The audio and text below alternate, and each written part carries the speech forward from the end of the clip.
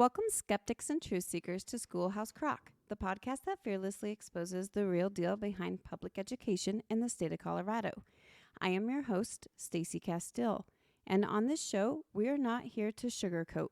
We are here to unveil the truths, challenge the norms, and unpack the crock of you-know-what that often goes unnoticed in the realm of education. On this episode, I have guest Bobbi Schilling. Thank you for joining us today, Bobbi. Can you introduce yourself? Hi, Stacy. Thank you for having me. My name is Bobbi Schilling. I am a resident of Greeley, Colorado, born and raised. I am a graduate of School District 6 here in town, and my children both attended public school here as well. I am a small business owner in the area, and I am a truth seeker like Stacy for public education in our state, and hope to expose a lot of other parents to what all is going on in our state. You definitely helped us a lot on our campaigns for school board, Ashley and my campaign this last fall. And we've had conversations where we felt like we spent more time trying to educate people as opposed to just make those relationships and those connections of this is who I am, this is what I stand for. So would you elaborate a little bit on some of the stuff that you felt like you spent a lot of time educating people on? Yeah, I think we did a really good job of kind of one-on-oneing with people. I don't know if our strategy was great as far as like the masses, but I think we really woke a lot of people up by just having real conversations. And it was enlightening to us too, to see how many people were out there in our community, whether or not they were voters, that know about the negative things that could be impacting our kids. And I'm just hoping to continue our endeavor and continue to open people's eyes, because I think it's going to get to the point where it's glaringly obvious, where I don't know if we're there yet. I think we are, but I think a lot of people might not see it that way yet. So I just want to keep going on this train we've started and see who else we can expose. I definitely agree. And I think that part of the issue that we run up against is the fact that we have an administration that's sitting there saying, no, everything is fine. Everything's okay. This is not really going on. Don't pay attention to this. Don't pay attention to them. And confuses people. Because, I mean, at the root of it, and I know this personally for myself, I'm willing to bet it was for you too, like you don't want to believe that this stuff is actually going on. You don't want to believe that your child is being exposed to some extreme ideology or activism instead of education. Yeah, I think a lot of the people that I'm friends and not friends with, they've come to the realization, but they don't know what to do about it. And they think it's easier to just hide from it or forget about it, go on with their daily lives, go to work, pick their kids up from school, just the head in the sand mentality, which is, I think, what our struggle is. These people are maybe even awake, but they're not willing to help us in our fight to change this for our kids. Because like you probably hear a lot, if we aren't fighting now, then our kids will be the ones fighting for us later. Oh yeah, most definitely. So you had said that you went to school in Greeley Evans District 6 and graduated from there. Would you say that there's been a culture change where, like, you know, when you were going to school, was there these crazy ideologies? Were you knowing more about your teacher's sexual orientation or any of that stuff? Yeah. Or do you feel like you were still getting a quality education? I don't know if I would consider it quality, but I definitely felt like the basics were being met. And, you know, the relationship with the teachers was drastically different. We had many good relationships with teachers, my brother and I, but we had kind of a barrier. We didn't know a lot about their ideologies politically. We didn't know about their sexual orientation, even who they lived with. We didn't know. They didn't care to tell us, and we didn't care to ask. In fact, I remember a couple of times where we would try to kind of stall class to ask, you know, these intruding questions, and a lot of the teachers would just laugh and shrug their shoulders because they knew that that was not a part of their job. And then I look back too, and like, the classroom decorations are quite different now. You know, we used to just have the American flag and the Colorado state flag, maybe. And now we have the LGBTQ flag, the trans flag, the BLM flags. Like, I go into schools now and it's just a bombardment of ideologies, and these kids are confused, and they think because these are teachers, they're supposed to kind of go along with this. This is where we learn things. This is what we're supposed to know. And I've had very good conversations with my girls because they've been exposed to these things at school, obviously, like all of our children have. And it's enlightening to hear what these kids might think about it when they don't have a parent at home to ask the questions to. And that's where the scary part lies, is there's a lot of kids that don't have a good home life that are being, I hate to say the word, groomed by these teachers and administrators. Well, they're the perfect target for that. You know, unfortunately, we live in a day and age and in an economy in which, you know, both if you have two parents in your household, right? Like there's like challenge number one. A lot of them only have one parent. But if they may be having to work multiple jobs just to be able to afford the basics, and they're not around, and it makes the student, the child, the perfect target to be groomed. And it may not even necessarily be like sexually groomed, but just ideology wise groomed into thinking this is normal, this is okay, this is acceptable, this is inclusive, this is what kindness really means when it's not. Our kids any better, and they do think that, you know, to have a big heart is to go along with these feelings of including everybody, when in fact you're just kind of spreading the illusion of things that don't actually exist. Like exactly, whether it be someone's gender or the fact that there's racism within our schools. I think that's all something that is made up with the administration and the teachers themselves. Our kids don't know any better, so where else are they getting it from? Well, and I think too, there's always more to the story. Somebody had once said that, you know, their child was being discriminated based off of their race by the teacher. And when I dug, like, what happened? What was said? Of course, one, I became the bad guy.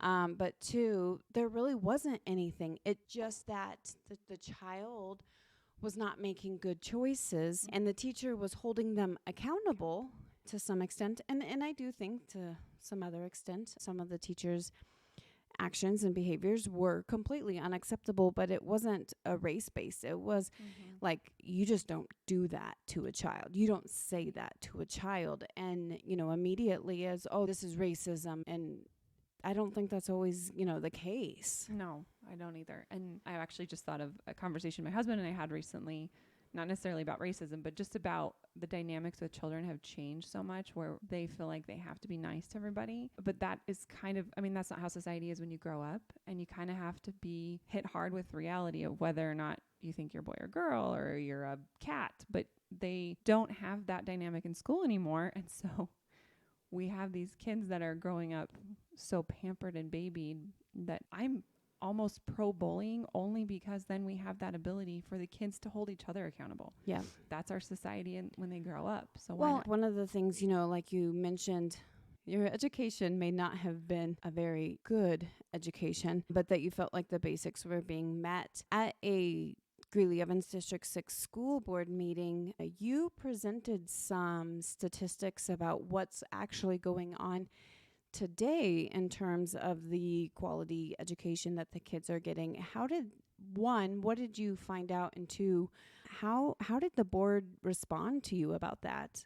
So they had the CMAS scores for 2020 come out, because I talked about them in 2023. And they were like dauntingly bad across the board. We didn't even have a school charter or other that was really excelling. And so I just kind of did a average. So I called out the school board for the schools as a whole and told them that we're in the 30s, like low 30s for reading. 30 percentile? Yes, 30 percentile for third graders. So that basically just means only 30% of our third graders can read at grade level. Yes, which is a sad reality. Plus, you're probably taking into account the fact that the bar has been lowered. Our grading has been pampered with. The requirements to hit have been lowered. And across the board. So with that being said, knowing that it was in the 30% for reading, and then not only that, but it was in like the mid-teens for math, third grade to be doing math at grade level. It just made me sad. And to know that I came from that school and my kids were having an education in those schools, I want something done. Like, I need to hold someone accountable. So I just let the school board know at a meeting, and rather than being concerned themselves as they should be, I was ridiculed, called names. They called me a liar because of the things that I said that were, I mean, it's black and white statistics that they see themselves. So it's not like I'm making something up. I wasn't screwing with numbers. I just was telling them the truth about their own school district. Well, and I think the interesting part of it for me was that the board member, Kyle Bentley, had said that it's not that clear cut and that you're just basically not smart enough to figure it out as to what it really means. And I just had to laugh at that because you are a product of the school district. Right. So if you are in fact not smart enough to understand what the state puts out, what is that saying about the quality of education that this district is giving to our students? Exactly. So they're proving their point whether I'm right or wrong because I am the product of the same schools that I'm calling out for. And I was really hoping for some sort of a realization on their part, some sort of like, okay, you're right. Let's dig into this. Let's figure this out. And the other funny thing is that the superintendent did in fact back up the statistics and is in fact concerned, yet she is continuing to support these school board members that don't think there's a problem. So I don't know what it is. Like the waters are so muddy and I don't even know if they know what weighs up because I'm confused at the different things I'm hearing from the different people on the school board. Well, and to speak on that, at the candidate forums that I would attend, I would typically come with these facts. I would come and say, does it make me a right-wing extremist if I am not satisfied with a 30% proficiency rate in reading and an 18% proficiency rate in math? Fine, great. I'm a right-wing extremist. And after I'd made that comment at one forum, Natalie Mash had said, well, like Ms. Castile said, you know, we do have a lot of areas to improve, but they're not talking about how they're trying to improve. They're not giving the community their plan. You know, this isn't in their 2030 plan. They're not saying, hey guys, we have a major problem here. I mean, like, how many times have you been reached out to say like, hey, you know, when your kids were in third grade, hey, our third grade reading score is really bad. So we're trying to partner with the parents to try and improve that. Hey, CMAS testing is coming up and we're going to be testing on reading. How could we make a partnership with the parents to help bolster their students in reading? Because you need to be able to read to be successful in life. And the bare minimum of reading, it really isn't going to be enough to cut it. And so, like, why are they not trying to partner with the families? My daughter took the CMAS test yesterday for science. And she was like, oh my gosh. She's like, that was not good. She got in the car and she goes, yep, I'm definitely leaning to be a stay-at-home mom. I don't think college is for me. And I was like, okay, what happened? Because it was science, but it was like life science and biology and chemistry and stuff like that. She's like, the only like part that I felt like good at was chemistry. And she goes, and that's only because I'm taking chemistry right now. She's like, there was stuff on there that I haven't done since middle school. Oh no. And I don't, like, full disclosure, I don't think that this standardized testing is actually the best idea. No, I agree. I think that it takes a snapshot. Like, it doesn't truly reflect what the kids know. No. And so I will give that to the district in terms of, like, testing anxiety is a thing. Yep. All kinds of different things. So standardized testing, I don't think that's a good evaluation form.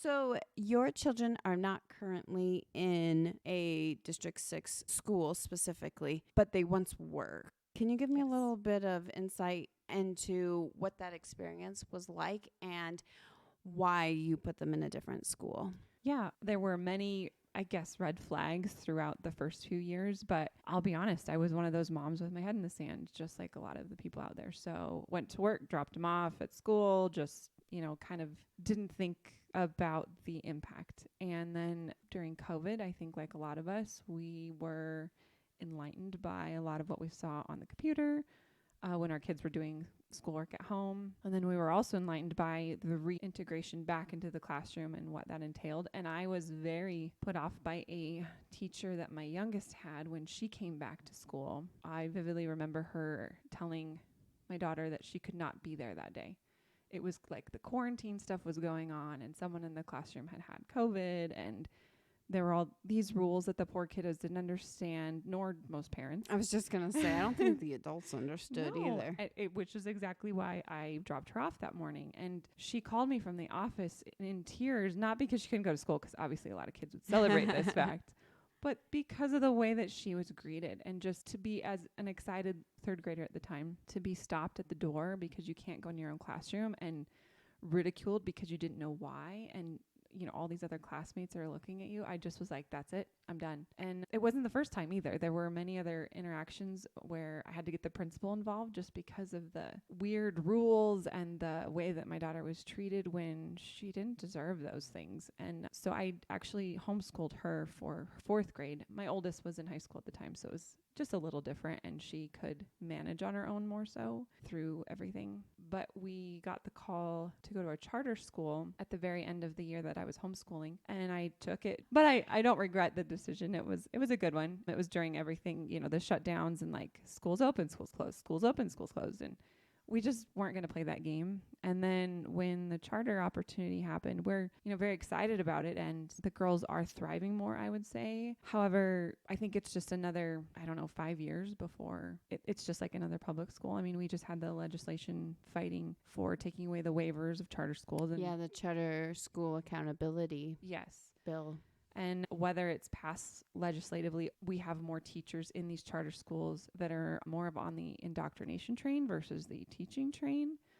I'm just noticing more and more of the teachers' ideologies and the people that we're hiring kind of thinking all a certain way rather than having a lot of different open minds and just wanting to teach our children. So there's some concerning things that I'm seeing, but I'm hopeful that as a charter school can turn it around, because that's a lot easier as just a one school system versus a district. And that's where I'm hopeful in the charter aspect of things. Just for reference, that charter schools accountability is House Bill 24-1363. And it is postponed indefinitely. I think it's important. I'm not sure if everybody knows or understands the importance of the waivers, but when a charter school has waivers, it allows them the ability to decide what they actually use for curriculum. So when the state comes down with something extreme like comprehensive sex ed, where you're not just teaching children about reproductive health and stuff like that, you're teaching them where you can put what, when, and how. And this allows the charter schools to say, we're actually going to implement our own sexual education curriculum as opposed to doing the one that the state has. So having those waivers are very important because it gives them some freedom. But I think you're absolutely correct. I don't think it's going to be very long before the charter schools. And I think part of the problem is that the charter schools have to fall under the umbrella of the public schools. Yeah. And so if the charter schools want to stay in business, they have to sing the song that the public school wants them to sing. Yes. Well, of course, the public school is going to want them to sing the song that they're singing. And so it's getting to the point where charter schools can be just as bad, if not worse, as a public school. And I know, too, like especially in California, a lot of their charter schools aren't actually conservative. They're super liberal, and they're really pushing some of the stuff. Although oftentimes people think charter schools are a great alternate from the public school, you definitely have to do your research still into that charter school to make sure that it aligns with your values for you and your family, because what values work for you may not work for another person. And that's part of the purpose of this podcast, is to just talk about some of the other options out there and just say, hey, this is my experience, to help give parents more information so that they can make these decisions. Because there's not really a lot of information out there. No. I think it's generally assumed that public schools are a one-size-fits-all. Yes. And I don't think that they are. And so when we start talking about some of these other options out there, whether it be homeschool, charter school, private school, public school, just to help a parent be like, okay, this is what I think is going to be the best plan of action. Yeah. With that charter school that your girls go to, what has your experiences been? Good, bad, in the middle? What are some examples you've had of them? I think for the most part, it's been good. We kind of like with the waiver program you were speaking about, we had the ability during COVID to not adhere to all of the things that the public schools were having to do based on like the vaccinations and the testing and the going to school and the quarantining and all of that. We had kind of a voluntary pick your poison, and if you don't want to, you can just go to school, and there was no accountability that was being had on our part. So we had the ability to kind of mold it ourselves in our own school, which was nice. So that was my first experience, and that was really good. We had some high school teachers that have been questionable, though. Just the way that they dress, some of the things that they've done that are very obvious. I don't care if a teacher's gay. I don't care if a teacher has different political views than me, obviously. But what I do care about is when they're pushed on the kids. And then this actually happened to my youngest, her first year. She was wearing the good old Trump 2020 hat, and a teacher caught her in the hall and looked at the hat and smiled and said, "You could get shot for wearing a hat like that." How old was your child? Yeah, she was in 5th grade. Oh my gosh. So it's How- just... This is the same child that, was crying because she got ridiculed for not knowing Right. about the COVID stuff. Like, I know. poor child. I know. And she's unaware of the controversy, I guess, surrounding the name Trump with a lot of the people, that don't see eye to eye on him. There's just, he gets people fired up. And so I think that the teacher just didn't realize he was incredibly out of line. And the good news is he had a couple of other parents that were onto him.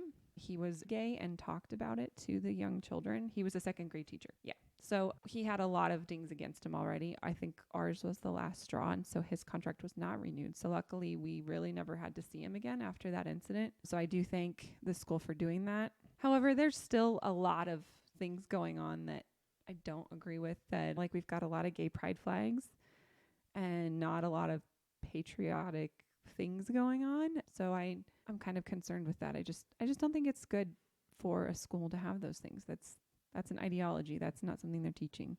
Well, and it definitely takes away from the matter at hand, because Yes. we're spending more time talking about being inclusive and being supportive of the gay community and not being supportive of our children who are struggling to read, Right. kind of that hand in hand. Yeah, exactly. I don't think that a lot of the classes that they teach to kind of draw the line with the basics. I think that there's a lot of fluff classes that are going on that we really don't need to be there. I've even told her that, I kind of don't care if you don't excel in this class, really, because it's not something that you're going to need in the real world. Pass it, let's get through it, but don't worry about it. We don't need to worry about, what was it, like interpersonal relations and how, something self-esteem wise or something like that. And like, that's our job as parents. I don't think I ever had that class. No. And I can't say I'm like missing it at this point in my No. life. So. Well, but see, that's the thing too, is that in order for them to try and groom the children, right? Like we talked about, not necessarily sexually, but if you teach them how to treat people, it's a very fine, blurry line between, is it the family's responsibility to teach a child how to interact, or is it the school's responsibility? And, I do agree to some extent, but where I disagree the most and where I think is the biggest problem is so they're teaching the kids this class, right? Like interpersonal relationships and self-esteem, okay? But yet you may have, and I don't know if this is happening at the charter, but I can say it's most definitely happening at the public schools. You can have a child throwing chairs, having a major meltdown. The entire class has to stop to focus on this child, but nothing can happen to this child. There's no real repercussions for this. That's taking away from everything that they're trying to teach. Mm-hmm. And it's also showing the other kids that, hey, if I don't want to work on this assignment, I can just throw a chair. Nothing's going to happen to me. Yeah, and that's another frustrating thing I have ran into. I don't know a lot of the other incidences that have gone on, but I do know that my youngest, who's in 6th grade now, she's had some incidences with bullying, fighting. It's more of her standing up for other kiddos. She's a little firecracker. She is. She's a firecracker. I can definitely see her being So- a protector and taking that upon herself. She does. And I think instead of seeing that as a kind of a positive, and maybe reprimanding the kids that she's, pinpointing for a reason, it's not like they're angels. they're only coming down hard on her because she ends up being the one that like throws the first punch or shoves him to the ground or whatever it may be. Whereas they're not looking at what's actually going on, which is that little boy called her, you know, the S word or the W word or something like that. That's not called for. And it gets to the point where I'm sorry, if my kid got called that, I would be the one pushing him to the ground. Yeah, exactly. And that was the first incident.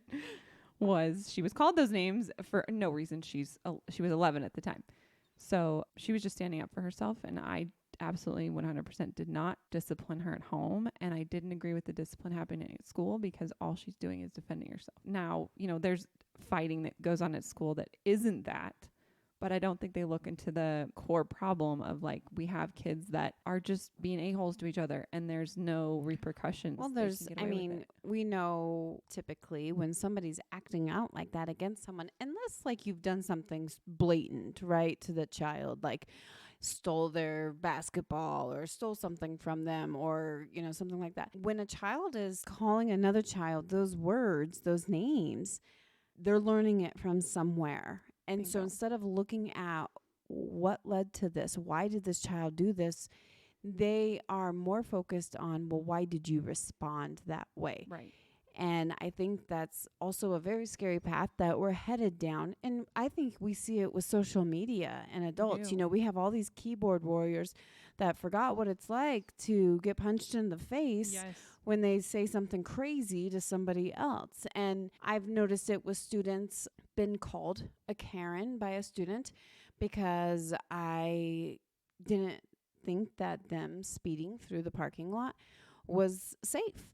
I would never talk to an adult that way. Right. And my child would never talk to an adult that way. It'd be, yes, ma'am. Yes, sir. No, sir. I'm sorry, sir. Please. Yes. You know, like that's where we have this, you know, we go back to that conversation of who is responsible, the family or the schools, because the schools aren't making the families be accountable for their children's actions. Right.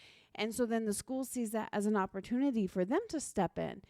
But instead of, because they can't make the kid who called your daughter these names be, you know, they can't necessarily force him, then they go after her because of her actions. And that's something that they can, you know, have a little bit more control over. But that's not fair punishment. No. And then what are you teaching the kids? We're holding this child that's been blatantly disrespectful to another child, the victim. And that's not the case in the real world. But that's how, you know, look at this generation coming into adulthood. That's how they treat each other. Yep. And it is really disrespectful. And we're not, I mean, I almost want to say bring back bullying because we had that accountability towards each other. We had each other's backs as far as, you know, sticking. Well, and I think when you had bullying, right, you weren't as bold to say something wild to somebody without having the facts or, you know, having a good reason to say it, because you didn't want somebody else to come back after, you know, come back and get back at you, you know. I mean, this is allowing kids to freely go around doing whatever they want to whomever they want and not really having any repercussions. Because even if she hadn't responded to them and threw the first punch and shoved him to the ground, which, by the way, go girl, get it. What would have been the true ramifications for that child? Probably nothing. Nothing. Yep, exactly. I think what it is that they don't want the kids to be empowered. They don't want the kids to stand up for themselves because they're easier to control. They're easier to manipulate. True. Yep, good point. And, you know, we know that the government is fully involved in our educational system and the government wants to control us. I mean, I'll get my tinfoil hat out right now, no problem, because that's really the truth. They want us to be reliant on them and they want us to do what they say. Look at the COVID lockdowns. Look at the COVID vaccine. All the things they're pushing. And if we can integrate that now in children at a young age and tell them, don't stand up for yourself, that's going to make the better manipulated adult later on down the road. So much easier. Yeah, exactly. But not to be so negative on the charter school that they are in. I do think that there's a lot of positives that the charter school they go to now has benefited us on. We have a lot of options as far as electives. They're very good at listening to parents and kind of bringing things to fruition of their ideas of what their kids should be doing. And the benefit of going to the local community college and having them pay for that, that's really beneficial. I've also enjoyed kind of the community feel that this school brings, since they have elementary, middle school, and high school. It's kind of like a big family. We all know each other pretty well, considering you don't know anybody when you're in the public schools. Yeah. Most of the time. I even didn't when I went there. But I think it's helped with the girls feeling comfortable and knowing who to go to when they need help, or making friends, or allowing me to, be there as a very active parent and helping them, either with their schoolwork or meeting with administrators to sort things out. I think they're very open to parent involvement versus a lot of the public schools. I didn't feel that wall that was put up once I left go up. So I definitely would agree that it does seem like, and maybe it's just the way your guys' board of governors is set up or whatever, but from some of the experiences, obviously as an outsider that I've seen, it does seem like you guys can take something to them and it is considered. It's not something that is brushed under the rug until you get a big enough commotion to go about it. They're typically like, oh, hey, we need to address this kind of a thing. And I definitely can see that would be really nice. I know at my son's school, they had started a program. It's called Frenzy. And it's kind of their take on social emotional learning. Within a week of that coming out, they held a conversation between the parents and the administration to discuss, yes, we understand how this kind of looks like social emotional learning. This is how we're actually doing it. This is what our approach is. Okay. And this is because there are some benefits to social emotional learning. It's good to talk about hey, when you give someone a compliment, that makes you feel good and that makes them feel good. And when you give someone a cut down, that makes you feel like crap, because typically you don't feel good off of that. And it makes them feel like crap. Those conversations are great. Yeah. Yes. And so it was nice to see just that quick response of, we hear you and we want to talk about this now. Yes. Whereas I feel like, in District 6, that's not the case. We brought up the fact that there are the RFID tracking chips inside the student IDs. Oh gosh, it took 7 months, I think, before the district finally came out. And I would, go up there and say, if there's nothing nefarious going on, why are you not talking to us about it? And so that is something I definitely admire when I look at this school. And wish that, the public school would embody a little bit more. I feel like they're more interested in isolating. The superintendent and the school board president will meet with you and try to talk about it quietly, but don't make a big deal about it, okay? And they want to hurry up and take care of it instead of saying, hey, let's talk about this as a group. Right. Let's figure out how we can work around this and clear this up. Because when you have those isolated conversations, when the next parent encounters it or comes across it, then you're going to have to do that again. Yeah. I wish they would be more open to us. And I just feel like District 6 is so big. I don't know if they have a full grasp of all of the concerns parents have, and when the parents aren't being listened to, and when they are so out of touch with what the parents and the students need from the district, there's such a disconnect that nothing gets done. And I think that's what's happening right now. It's just they're too big, and we have so many issues that aren't being heard. They just have gotten to the point where they ignore us. Yeah, I agree. Unless it's something big that's flooding Facebook or social news, flooding social media all over the place. Yeah. Then they're like, oh, okay, I guess we have to address this. Exactly. Instead of addressing it at first, or when it first comes out. All right, that does it for this episode. Thank you so much for joining me today, Bobbi. Thank you for having me. I hope you come back on. For all of my university friends and family that are listening, Bobbi is running for Board of Governors for university, and so please support her and help her get on the board there. Thank you. Yes, voting starts on, I believe, April 15th, and then it will run until the end of the month, and then they'll ratify the ballots on May 1st. So thank you for your support. Awesome. Good luck to you, Bobbi. Thank you. Thank you guys so much for joining me today. Bye.